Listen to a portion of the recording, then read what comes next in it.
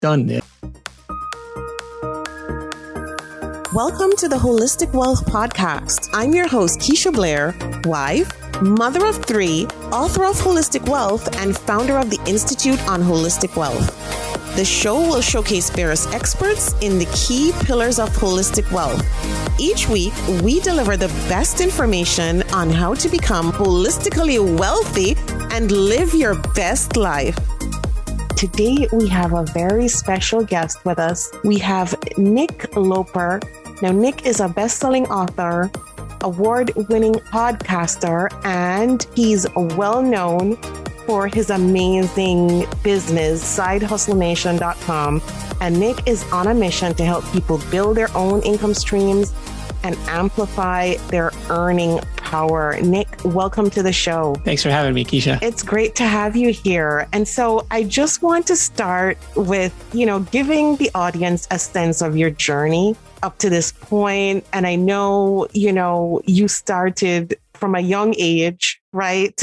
With your side hustle and like selling candy to your fellow Boy Scouts at summer camp and doing that fun stuff. So I just wanted to give the audience a sense of, how you started and what that was like. Yeah, I feel very grateful to have been bitten by that entrepreneurial bug pretty early in life. Like always trying to figure out, okay, well, how can I make extra money? And really it came from, mom and dad being like, well, if you want to buy that, go figure out how to earn yourself some money. Like money doesn't grow on trees kind of a thing, which was really annoying, of course, at the time, but it was helpful over the long run. One of the experiences that really solidified it for me was like this painting internship in college, where it was one of these companies. In my case, it was called College Works Painting. There's a handful of companies that run kind of similar operations.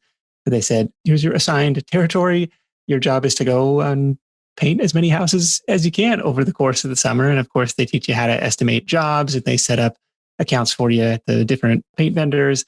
And it was a stressful, but also crazy rewarding experience to just have to go and knock on doors and try and build up this business and figure out how to get all these jobs done. It was really, really cool. At the end of the summer, the company posts this article on their it's kind of pre-blog, but like on their like internal, intranet type of thing. And it's like, if you made it this far, we ruined your life. And you're like, well, I'm clicking on this headline, and it went on to explain, you've had this taste of, working for yourself, of working for profits and not wages. And you're probably not going to be able to climb the corporate ladder. You're probably not going to want to work for somebody else. And that was very much true for me. So I did work corporate after graduation, but pretty much from day one was looking for a way out. And that way out in my case was not in-house painting. It was in online business, online marketing. It was a comparison shopping site for footwear. That was the original side hustle that got me out of corporate. Wow. And, it's amazing because so many people now with COVID-19 are even afraid of going back to the office once this all subsides. And so I've seen articles, I've seen various journalists, wanting to interview people, not wanting to go back in the office. And of course, there are people who just really want to become financially independent, something I talk about a lot in my book, Holistic Wealth, and in terms of even just becoming financially resilient. So Nick, can you tell us how you eventually transitioned out of the corporate world? Was there like a set target goal that you had to meet in terms of your income to say to yourself, well, yeah, this is it. I think I can leave now. And what were you doing at that point to get income in? Yeah, first of all, I love your Holistic Wealth brand. I think that's just a perfect way to frame it. Thank you. It's like, yes, you can always earn more, and you can there's different ways to tackle it, but you got to take a holistic view at your personal finances. And for us, that played into the ability and the decision to eventually quit that job because we had kept expenses kind of intentionally low, didn't live this extravagant lifestyle, didn't live up to our means, even though, for me, I wanted to see, and this is the advice that I would recommend for other people, I wanted to see a track record of revenue from the side business that, in my case, was not to the point where it had replaced my day job salary, but it was at least covering my monthly expenses. So it's like, okay, if I had an extra 40, 50 hours a week to dedicate to this, I'm reasonably confident it could get to that salary level and beyond. And the only reason I was able to do that was because I had a gap between income and expenses. Other people, they'll make 50 grand and spend 49. Like there's no margin in your life. And that makes it really difficult. So it's like, well, then for some people, those two numbers are one and the same. But if you can live below your means, you afford yourself a lot more flexibility. If there are people thinking about transitioning out of the corporate world now, or even just seeking to become financially independent, I think that's just the bottom line. I think we just need to have that gap. We need to reduce our expenses so that we can achieve that. So Nick, like we're in the midst of a pandemic and so many people are out of jobs and others are just looking for a change in lifestyle, a change of pace, like a realignment of priorities. As you said, like a lot of people are thinking more about wealth in terms of a holistic perspective, not necessarily just going, hustling more and giving up time and spending time with others and family. And so what are some of the ways that they can do that now that, can really make a difference in terms of the income, the side income that they can start to bring in? So there's 100, different side hustle ideas, and I'm guilty of expanding it. It's like, oh, that's an interesting one. Let's do a podcast episode about that, right? And it turns into decision fatigue in a way, shiny object syndrome in a way where it's like, okay, there's, a million and one different options. So I definitely encourage you to take a look at all of these different laundry lists, like sidehustlenation.com/ideas is one place just to go like see what is out there, right? What could you do? And the hope is you've got 8 or 10 different browser tabs open by the time you scroll through any of these lists and you say, that sounds interesting. I want to learn more. I want to study that. But what you kind of have to ask yourself is like, okay, what does success look like on that chosen path? Like if I could find somebody who has done this and in 2, 3, 5 years down the road, are they better off than I am now? Like does what their day-to-day look like? Is that appealing to me? I find some people who will pursue these different businesses and it's like, yeah, I can make some money quickly, but there's no leverage necessarily where it's like, okay, how do you eventually get out of laying the bricks if that's something that you want to do? And if you find something that you love doing, maybe it's tutoring, maybe it's working with kids, like, okay, that's great, totally fine. If you kind of want a little more leverage, you kind of have to bake that in almost from the beginning. And one business model that I'm kind of inspired by and excited about right now is just local service-based businesses, kind of like these old school blue collar based businesses. We've had folks on the show doing house cleaning, doing pet waste removal, doing mobile car detailing. I had a guy who was cleaning fish tanks, like at the doctors and dentists' offices, almost stuff that you wouldn't really think about, but where the entrenched competition is, operating with, maybe a website that looks like it's, 20 years old. They don't pick up the phones. There's no live chat. There's like all this call us for a quote type of stuff versus productized, easy to do business with for the millennial customer, especially in home services where I don't want to deal with this. Like I want to hit a button and the lawnmower guy comes up to my house. I want to make it as easy as like Amazon Prime, right? And so for aspiring business owners, like that spells, I think, a huge opportunity because number one, the pie just keeps getting bigger. Like more and more people are just, specializing and inching down and hiring out the stuff that they don't want to do themselves. So the pie keeps getting bigger. And the competition is in a lot of cases operating at a digital marketing disadvantage. So if you can become a better operator, a better marketer, a better administrator, I think there's some interesting opportunity in that space. Like we talked to a couple recently in Dallas who had built this cleaning business. They told me they had booked, thousands of cleaning jobs at this point. And I was like, well, do you ever get tired of doing the clean? Like, oh, honey, we went on 3. At the very beginning, we screwed up the bookings and we had to go through 3 ourselves. Everything else, they found contractors to do, or they found other professional cleaners to go do. It's like, oh, so you're just kind of playing, you're playing middleman in a way. You're taking a fee off of this job.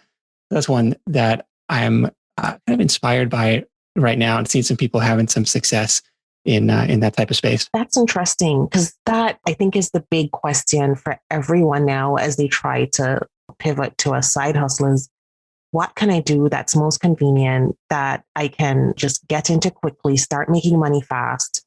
And I don't have to think about necessarily building up a massive email list so I can start getting affiliate income or start getting sponsors, things like that. So I think that kind of model, and I think we've seen it with larger companies too, where, like the Ubers of the world, where that kind of middleman platform can be scaled down to the individual, like on a more accessible level.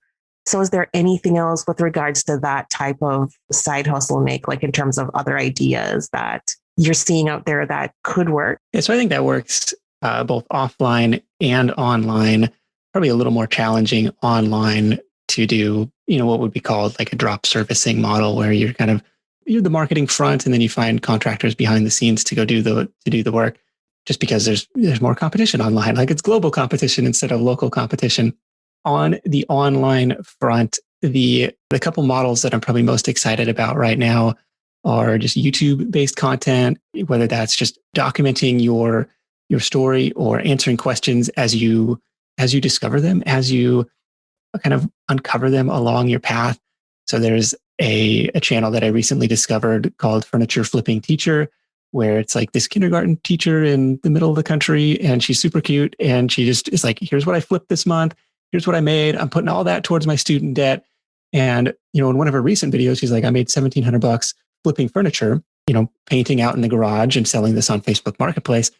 And I made $3,000 from like YouTube ads or something, from like revenue from the YouTube channel. I was like, oh, so you, by, going through this little bit of extra effort, this where nobody's paying you up front to create these videos, but over time, you start to have some pretty interesting leverage, and you grow this audience, and then you have all these options that kind of become open to you. Like in one of her recent videos, she's, shipping out t-shirts because her fans were asking for some swag.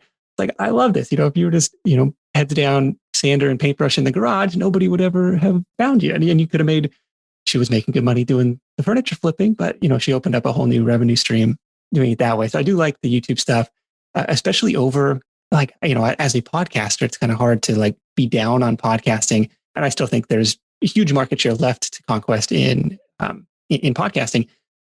But YouTube has this search and discovery element that podcasting doesn't.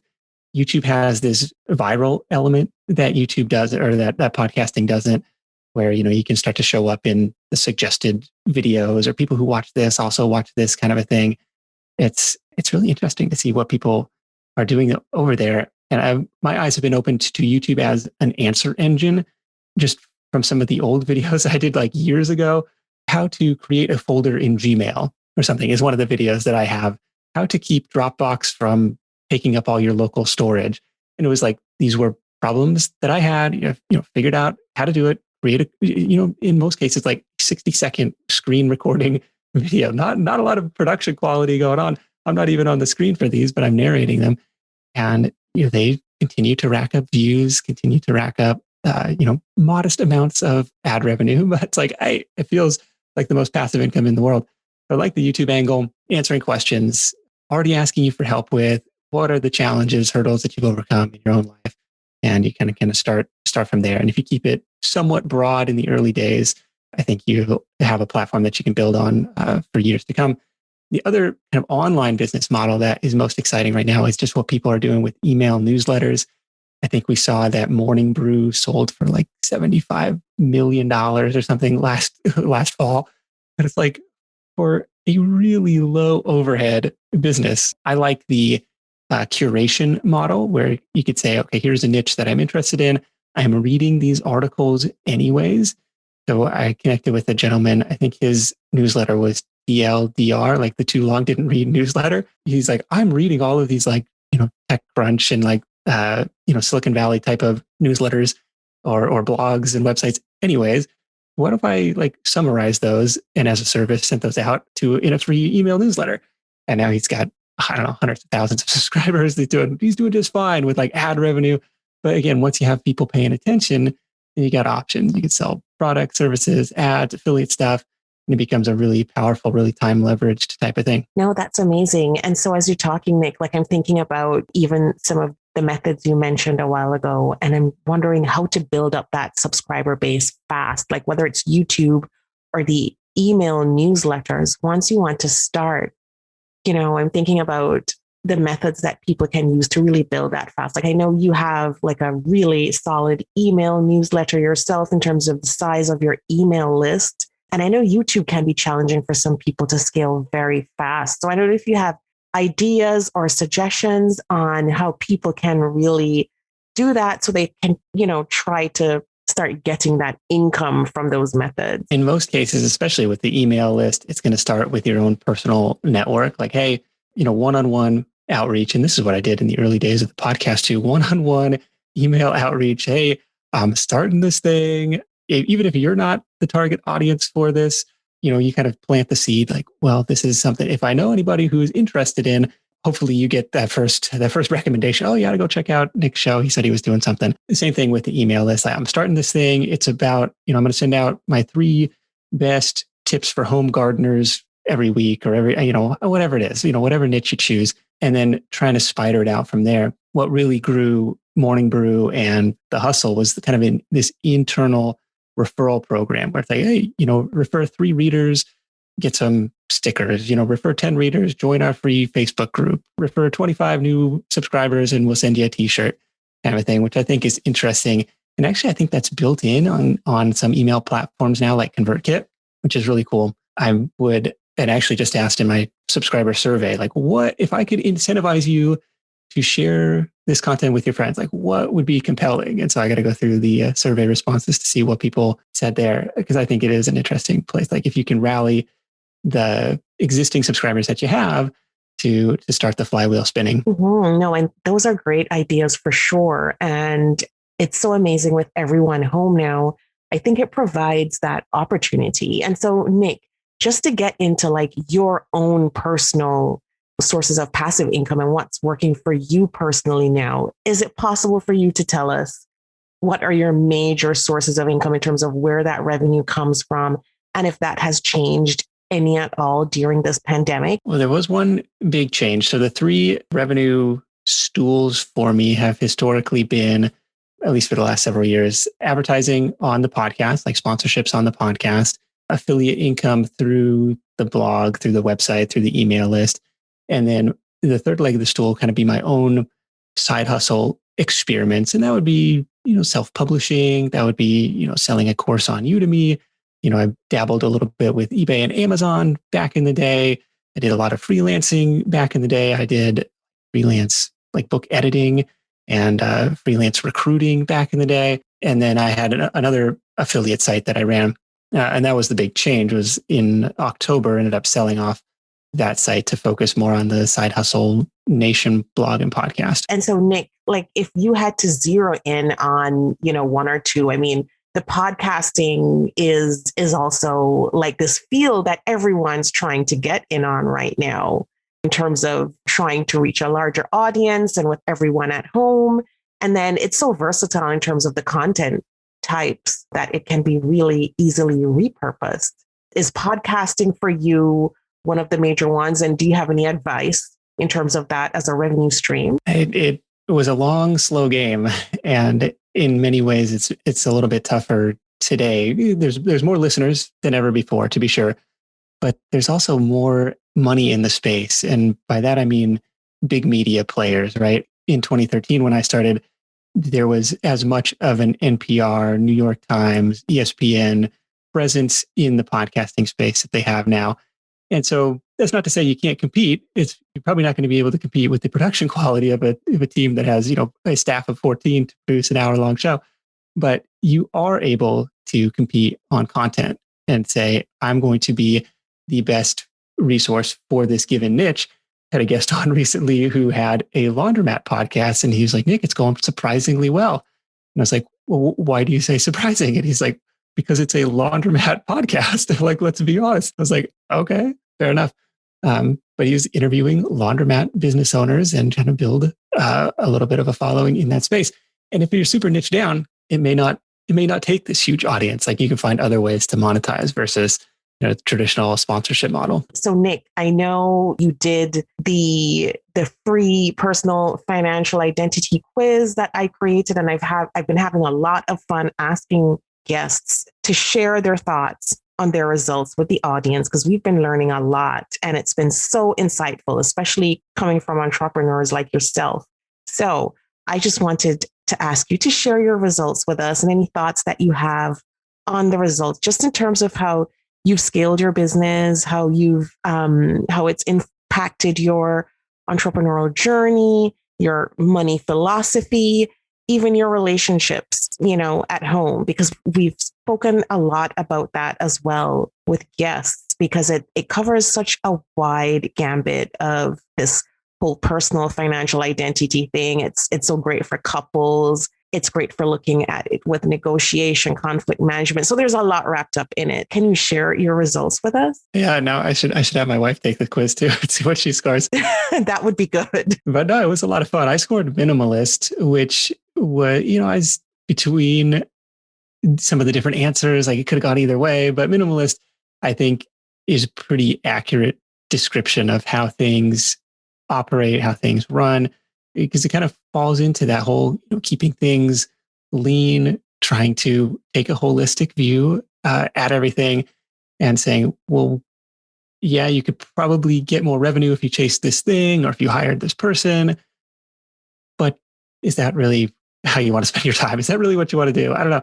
So I kind of like that quiz. Okay, no, for sure. And so do you think your wife would be a minimalist too? I'm just wondering if kind of you share the same philosophy and you can see how it's impacted like your money and purchasing decisions as a couple. I think we're pretty much on the same page there.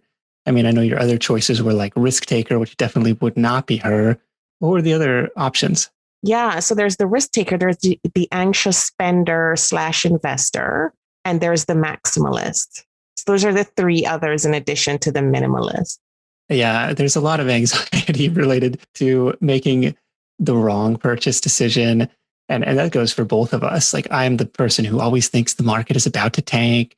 It's like, well, I don't, it seems so high right now. And it's like, well, I've been saying that for almost 10 years. Like, had I waited on the sidelines the whole time, I would have lost out on a tripling of the S&P or something during that time, pretty much on the same page. But one thing that was helpful for us was discovering the FIRE movement and stuff, probably 2014-ish, maybe 2013-ish, which is, yeah, I guess in a traditional sense, well, if you could save 25 times your annual expenses, you're set for life, mathematically speaking, under 96% of back-tested scenarios. And who knows what the future holds, of course. But for us, and I can see for some people, like that's kind of daunting and depressing and saying like, well, we're never going to get there. So what's even the point of trying? But for us, it was like, it gave a clearly defined target to shoot for. Well, okay, well, here's what we spend and here's what we need to get to. And because we had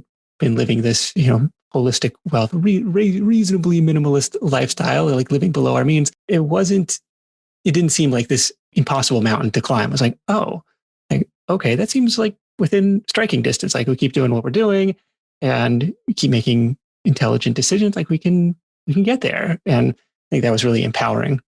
And I think that helped perhaps curb some impulse spending as well. It's like, well, let's stack it up toward this early retirement option, this financial independence option. Yeah, no, for sure. And I completely agree with that. So would you say that that's for the both of you, that you're currently early retired and you're just basically going along and focusing on your side hustle and basically living the lifestyle that you want? Yeah, if we keep the expenses where they're at and our kids, they're almost in kindergarten. So like we'll lose a little bit of daycare expense coming up. You never know what the future holds in terms of medical expenses. So there is some, especially the earlier you retire, the more long-term risk you have about, losing relevant skills in the workplace. Of course, you can go and learn up the skills that you need to, if you do need to get back into the workforce.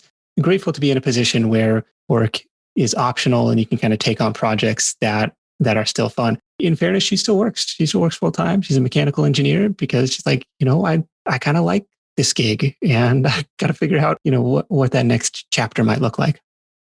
Yeah, no, and that's fair. And that's one thing I think about the FIRE movement that I think is great for people to understand is that you can go back to work, and work can be leisure in some cases. Work can be this source of ultimate fulfillment. There's nothing wrong with, even if you're financially independent, with keeping your day job. I mean, it's something that many people do, and it's something that's perfectly acceptable. But sometimes, in the fire movement, like even, in some circles, there's the perception of, like, if you're not early retired and literally just cruising along and not doing work, then you're really not early retired.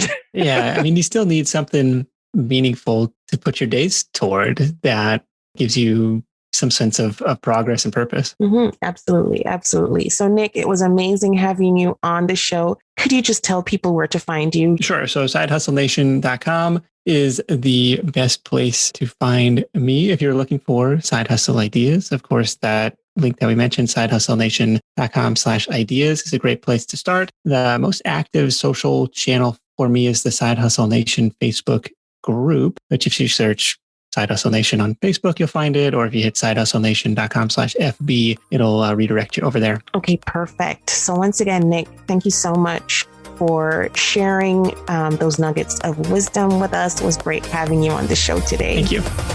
Thank you for joining us this week on Holistic Wealth with Keisha Blair. Make sure to visit our website, KeishaBlair.com, where you can subscribe to the show on iTunes, Spotify, or via RSS, so you will never miss a show.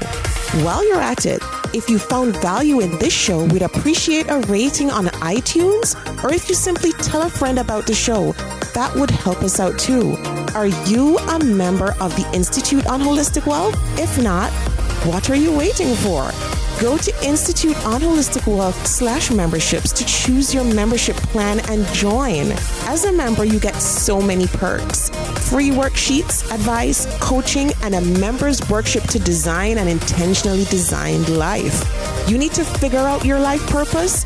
Take the Build Your Life Purpose Portfolio online self-paced course. You're struggling with all your money decisions? Take the free financial identities quiz and then take the course. You recently had a breakup, job loss, or experienced the death of a loved one? Take the Holistic Healing course. You need an overall plan to achieve holistic wealth? We will help you figure out your holistic wealth blueprint. And of course, if you want to start making money by helping others achieve holistic wealth, become a certified holistic wealth consultant.